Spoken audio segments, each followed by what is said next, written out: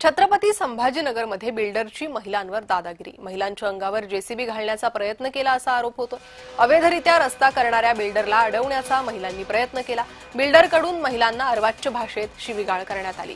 रस्त्याला विरोध करणाऱ्या महिलांना बिल्डरनं शिवीगाळ करत धमक्या दिल्याचा आरोप आहे। इतकंच नाही तर अंगावर जेसीबी घालण्याचा प्रयत्न केल्याचीही धक्कादायक बाब समोर आली आहे। अधिक माहिती या संदर्भात घेऊयात आमचे प्रतिनिधी विजय शिडे यांच्याकडून। विजय, नेमकं प्रकरण काय? नक्कीच जर पाहिलं तर छत्रपती संभाजीनगरमध्ये असणाऱ्या पोखरी शिवारातील अंजली पार्क या ठिकाणी अवैध रस्ता जो आहे तो बिल्डर करत होता। त्याची पार्किंग जी आहे ती पाठीमागे आहे।